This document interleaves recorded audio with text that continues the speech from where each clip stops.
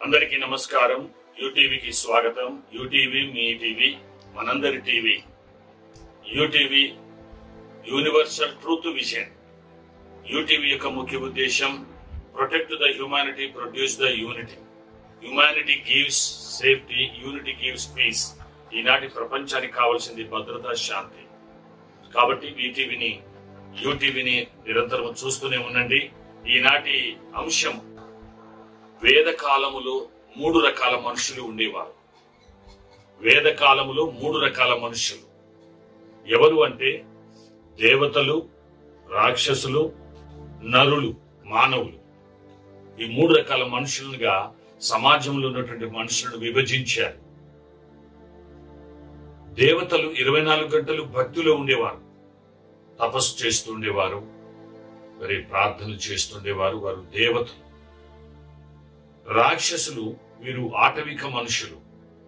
ఆటవికంగా మరి జంతు మాంసాలను తింటూ ఉండేవారు. అనాగరికులు అని కూడా చెప్పవచ్చు. వీరు ఎక్కువగా అడవులలో ఆటవికంగా జీవిస్తూ ఉండేవారు. నాగరికత లేని మానవులు, అనాగరికంగా.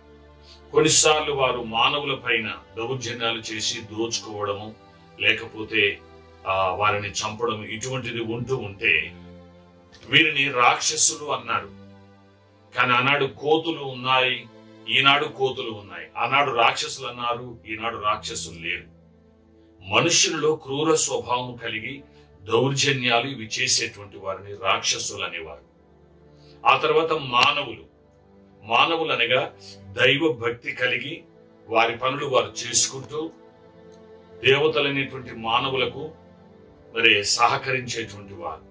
భక్తి భావనతో భక్తి కలిగి వారి పనులు వారు చేసుకుంటూ శ్రమపడుతూ ఇతరులకు సహాయం చేసేవారు మానవులు. కనుక ఈ 3 రకాల మనుషులు ఉండేవారు. అయితే ముఖ్యంగా ఈ దేవతలు అనేటువంటి మనుషులు, వీరు ప్రాముఖ్యంగా దేవతలు అనేటువంటి వారు 24 గంటలు భక్తిలో ఉండి ఆధ్యాత్మిక విషయాలను వచ్చి చర్చిస్తూ మరి దైవికంగా ఉండేటువంటి వారు. ఇటువంటి వారు మానవులకు సహాయపడుతుండేవారు. మానవులకి ఏ ఆపద వచ్చినా, ఎటువంటి మరి డౌట్లు వచ్చినా వారి ఎడల వీరు మంచి మనసుతో సహకరిస్తుండేవారు. కాబట్టి దేవతలు అనేటువంటి వారు 24 గంటలు దైవ ధ్యానములో ఉంటుండేవారు. టైంకు తినేవారు కాదు, భోజనాలు చేసేవారు కాదు. వారు తిన్నప్పుడు తింటూ ఉండేవారు. ఎక్కువగా దైవ ధ్యానములో భక్తులు. వీరు ఎక్కువగా అడవుల్లో, అరణ్యం, కొండల్లో, లోయల్లో, గుహలలో ఉండి తపస్సులు చేస్తుండేవారు. వీరిని దేవతలు అన్నారు. దేవతలంటే వీరు సృష్టికర్తలు కారు, మంచి వారికి సహకరించేటువంటి వారు. ఎవరికైనా ఏ ఆపద వస్తే వారు సహాయం చేసేవారు. కాబట్టి ముఖ్యంగా ఈ దేవతలు, ఈ రాక్షసులు, మానవులకు ఆపద వచ్చినప్పుడు దేవతలు ఆదుకునేవారు. రాక్షస అంటే క్రూర స్వభావంతో మనుషుల మీద దౌర్జన్యాలు, దగాలు చేస్తున్నప్పుడు ఈ దేవతలు అనేటువంటి వారు ఆదుకుని ఉంటుండేవారు. కనుక దేవతలంటే మరి దేవుళ్ళే వచ్చి భూమి మీద జీవించారని కాదు. దేవుడు ఒక్కడే, ఆ ఒక్క దేవుడే శరీరధారిగా వచ్చిన ఆయన. మనము వేద గ్రంథాలు లేక దైవ గ్రంథాల ప్రవచనాలు, దైవ గ్రంథాలలో ఉన్నటువంటి ఆ ప్రవచనాలను మనం చూస్తే వచ్చిన ఆ ఒక్క దేవుడు ఎవరు? మనకున్న ఒక్క దేవుడు ఒక ఆయనే. ఆ ఒక్క దేవుడే ఈ లోకానికి వచ్చిన ఆ ఒక్క దేవుడు అనేది మనం తెలుసుకుంటాం. కానీ ముఖ్యంగా వేద కాలములో ఈ 3 రకాల మనుషులు ఉండేవారు.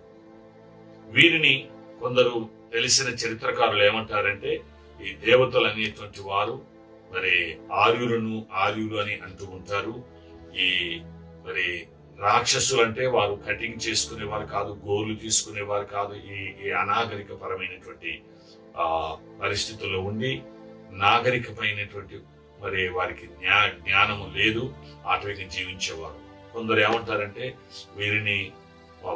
వీరికి ఆర్యులకు, ద్రావిడులకు పడదు కాబట్టి ఆర్యులు ఏమన్నారంటే వీళ్ళను రాక్షసులు అన్నారు. వాస్తవంగా వాళ్ళు ద్రావిడులు అని అన్నారు. ఇది మనం మరొక అంశములో ఈ విషయాలను మనము క్లుప్తంగా మనం తెలుసుకుందాం. ద్రావిడులు, ఆర్యులు, వారి జీవిత పరిస్థితులు, వారి నివసిస్తున్న నివాసపరమైనటువంటి పరిస్థితులన్నిటి కూడా మనం మరొక ఎపిసోడ్ లో మనం తెలుసుకుందాం. కానీ వేద కాలములు మొత్తానికి 3 రకాల మనుషులు ఉండేవారు.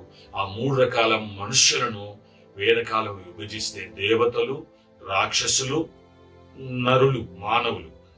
రాక్షసులు అంటే ఎలా ఉంటారంటే వాళ్ళు గోర్లు తీసుకోరు, షేవింగ్ చేసుకోరు, వెంట్రుకలు బాగా పెరుగుతాయి, గడ్డము, మీసాలు.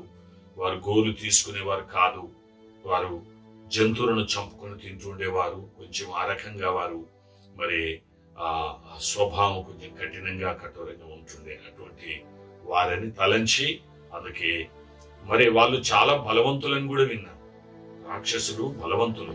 రాక్షసుని ఒక రక్తం పొట్టు కింద పెడితే మరొక రాక్షసుడిగా తయారయ్యేవాడని దేవతలు భయపడి మరి వారికంటే పెద్దవాళ్ళను ఆశ్రయించేవారని మనము ఆయా పురాణాలలో మరి చరిత్ర గ్రంథాలలో మనం చూసేవారము. కానీ రాక్షసులు అనేవారు ప్రత్యేకమైన రాక్షసులు కాదు.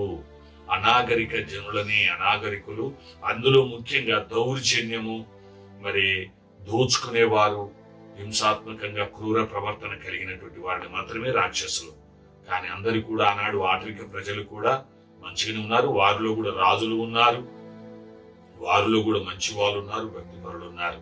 కాబట్టి 24 గంటలు భక్తిలో ఉన్న వారిని దేవతలు అన్నారు. క్రూరంగా ప్రవర్తించే వారిని రాక్షసులు అన్నారు. దేవుని దైవ జ్ఞానము, దైవభక్తి కలిగి వారి పనులు వారు చేసుకుంటూ ఇతరులకు సహకరించే వారిని మానవులు అన్నారు. కాబట్టి వేదకాలంలో ఈ రకంగా 3 రకాల మనుషులు ఉన్నారు. కాబట్టి ఆ 3 రకాల మనుషులు వారి వారి ప్రవర్తనలు బట్టి, వారి వారి యొక్క మరి ఆత్మీయ పరిస్థితులను బట్టి వారిని ఆ రీతిగా ఎంచారు. మీకు అర్థమైందనుకుంటాను. ఈ 3 రకాల మానవులు వారు చేసిన చర్యలు ఈనాడు కూడా అలాగనే ఉన్నారు. 24 గంటలు భక్తి ఉండి సాత్వికులుగా మరి దైవ భక్తి కలిగినటువంటి వారు, అంటే మతాలనే కాదు, మతాలకు అతీతంగా అన్ని మతాలలో, అన్ని కులాల్లో కూడా భక్తి ఉండి సౌమ్యము, సాత్వికము, నమ్రత కలిగినటువంటి వారు, దైవ మనసు కలిగినటువంటి వారు. కొందరు రౌడీలు, హంతకులు, వీళ్ళందరూ కూడా ఉన్నారు. వారు కూడా ఈనాడు రాక్షసులను మనం పిలవచ్చు. మామూలుగా మానవులు తాము శ్రమపడి సంపాదించుకుని ఇతరులు కూడా సహకరించేటువంటి మానవులు ఉన్నారు. వారు మానవత్వం కలిగిన మనుషులే అన్నారు. కాబట్టి మరి ఈ రకమైనటువంటి ప్రజలను ఆనాడు విభజించారు. ఒకవేళ రాక్షసులు ఈనాడు లేడేంటి అని అంటే, ఆనాడు కోతులున్నాయి, ఈనాడు కోతులున్నాయి, ఆనాడు కుక్కలున్నాయి, ఈనాడు కుక్కలున్నాయి, ఆనాడు కోళ్ళు ఉన్నాయి, ఈనాడు కోళ్ళు ఉన్నాయి. కానీ ఆనాడు ఉన్న రాక్షసులు ఈనాడు లేరేంటి, అంతరించిపోయారా అంటే కాదు. క్రూర స్వభావం కలిగిన వారిని రాక్షసులు అన్నారు. కాబట్టి పశువా, రాక్షసువా, మనిషివేనా అని కొందరు మన పెద్దలు మనుషులను వారి వారి తత్వాలను బట్టి అంటూ ఉంటారు. కాబట్టి వేదకాలములో 3 రకాల ప్రజలు ఉన్నారు. వారి తత్వాలను బట్టి, వారి ప్రవర్తన బట్టి ఇచ్చారు తప్ప ప్రత్యేక రాక్షసులు ఏమీ లేవు. కాబట్టి యూటీవీని నిరంతరం చూస్తూనే ఉండండి. యూటీవీ మీ టీవీ, మనందరి టీవీ. యూటీవీ యొక్క ఈ సార్వత్రిక పరమైన లేక యూనివర్సల్ ట్రూత్, సత్యాలు, విషయాలు మీకు తెలియాలంటే మీరు యూట్యూబ్ని సబ్స్క్రైబ్ చేసుకోండి. God bless you.